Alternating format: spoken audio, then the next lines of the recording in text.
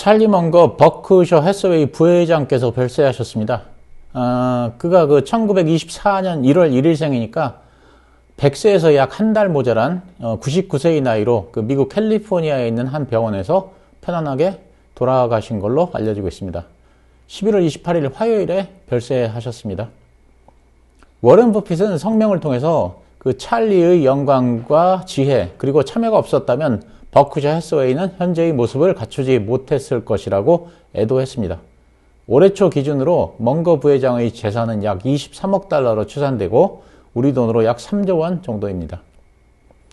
워런 버핏과 찰리 먼거는 오마하의 유명한 의사 부부의 소개로 알게 되었는데, 이에 대해서 워런 버핏은 2021년 6월 CNBC와의 인터뷰에서 둘이 만나게 된 과정을 소개했습니다. 오마하에 있는 유명한 의사 부부가 있었는데 에디 데이비스하고 도로시 데이비스였습니다. 버핏을 부른 사람은 부인이었고 자금을 어떻게 운용하는지를 워런 버핏에게 물었습니다. 주식에 자신감이 넘쳤던 워런 버핏은 주식에 관한 얘기를 확신을 가지고 빠르게 설명했다고 합니다. 그 말을 듣던 부인이 10만 달러를 맡기겠다고 했습니다. 그 당시 워런 버핏이 운영하던 자금이 50만 달러였기 때문에 10만 달러면 자기가 운영하던 자금의 20%에 해당하는 큰 금액이었습니다. 하지만 남편인 에디 데이비스는 워런 버핏의 말에 관심을 갖지 않았습니다. 그러자 버핏이 물었습니다. 남편분은 자기에게 큰 관심이 없는 것 같은데 10만 달러의 거금을 맡기는 이유가 무엇인지 물었습니다. 이 말을 들은 남편이 워런 버핏을 보면서 당신을 보니까 찰리 먼거가 떠올라서요, 이렇게 말했습니다. 이것이 워런 버핏이 찰리 먼거에 대해 처음으로 듣게 된 순간이었습니다. 1959년 부친상으로 오마하에 잠깐 들른 찰리 먼거를 의사 부부가 저녁 식사에 초대했고 그 자리에 워런 버핏도 있었습니다. 이렇게 해서 둘은 만나게 되었고 둘은 만나자마자 오랫동안 알고 지낸 친구를 만난 듯이 의기투합했습니다.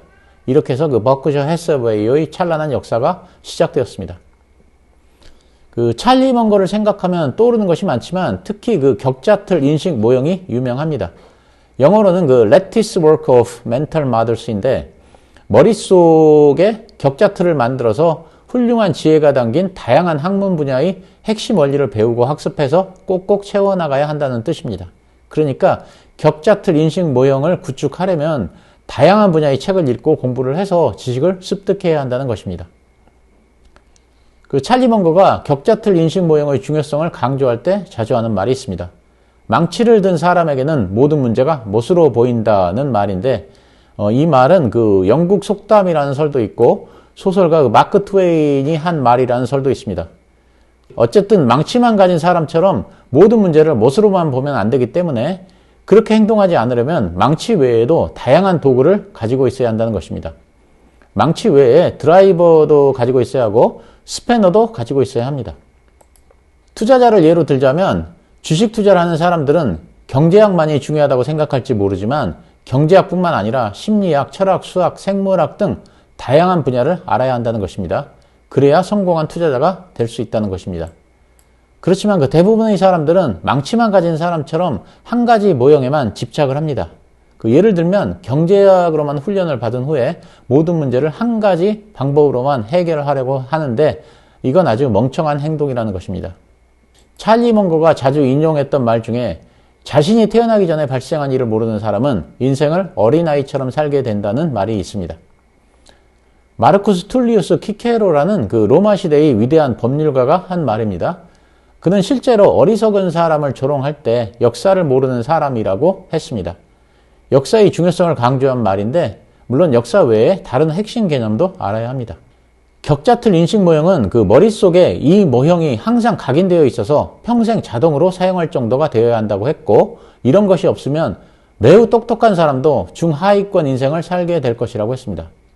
그러니까 모든 학문의 핵심 개념을 알아야 하며 안다는 것이 시험을 잘 치는 정도의 수준이 아니라 머릿속의 격자틀 인식 모형에 각인될 정도로 완전히 이해를 해야 한다는 것입니다.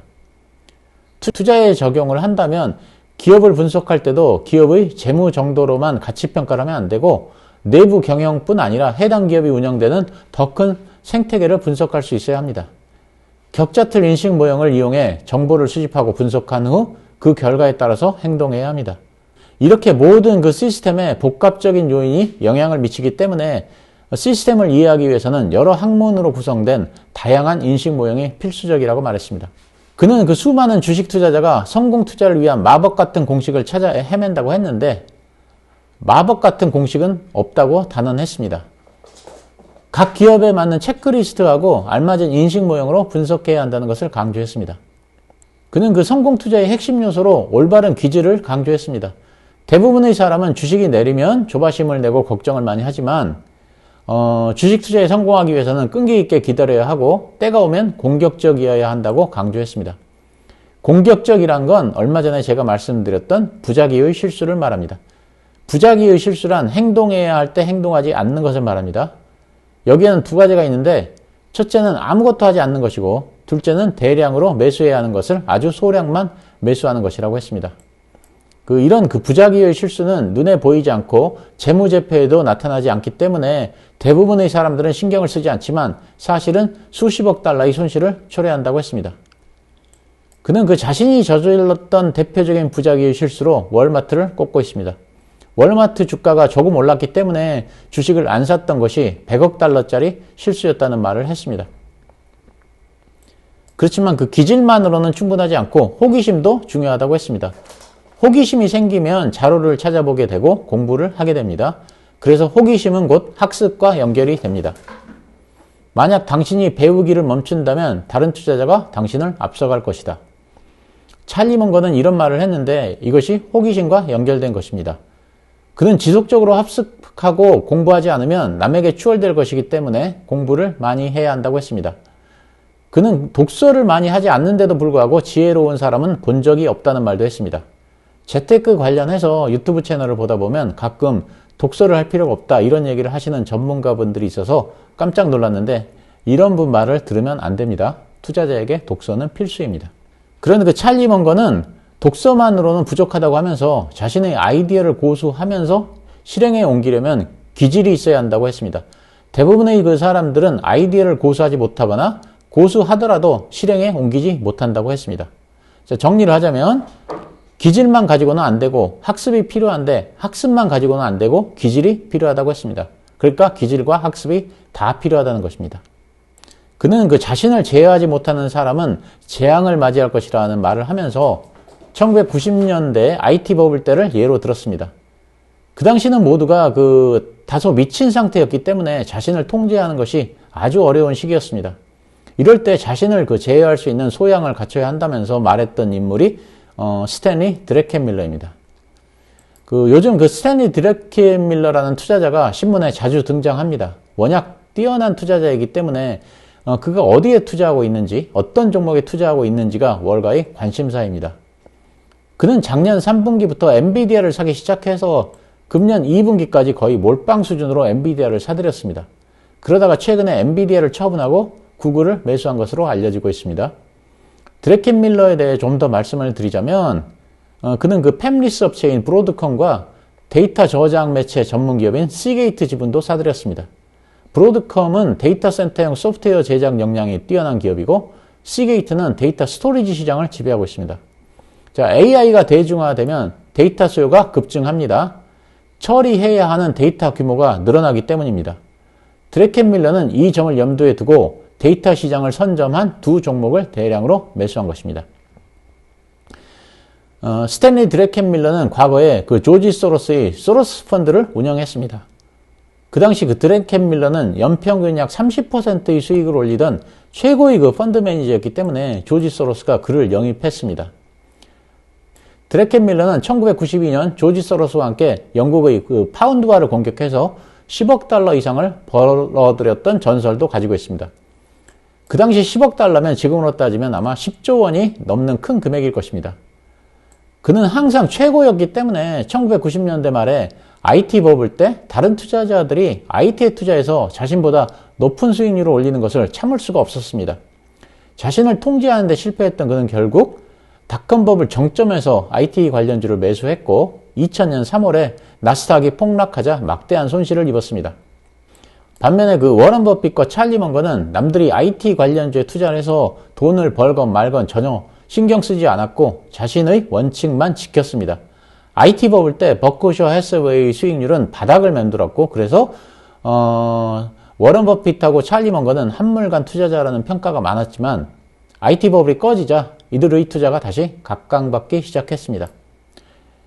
이 에피소드는 결국 그 자신을 제어하지 못하면 재앙을 맞을 수 있다는 하나의 예를 보여줍니다. 그렇지만 그 스탠리 드래켄밀러 역시 아주 훌륭한 투자자라는 점을 다시 한번 말씀드립니다. 마지막으로 제가 그 초기 성장주에 투자를 하는 이유도 찰리 먼거의 영향이라고 할 수 있습니다. 찰리 먼거가 1994년 USC 경영대학원 강연에서 하신 말이 있습니다. 자기가 만약 젊어진다면 어떤 투자를 하겠냐는 질문에 그는 그 훌륭한 기업이 규모가 작을 때, 그러니까 회사 초창기에 찾아내서 투자를 하겠다고 했습니다. 그러면서 그 샘 월튼의 월마트를 예로 들었습니다. 그는 그 이 방법을 시도하는 투자자들이 아주 많은데 굉장히 매력적인 아이디어라고 했습니다. 절제력을 갖춘 사람에게는 이 방법이 아주 좋다고 했습니다. 특히 이런 기업들 중에서도 훌륭한 경영자가 이끄는 기업에 투자를 하라고 했습니다. 저도 그 이 방법을 실천하기 위해서 노력 중입니다.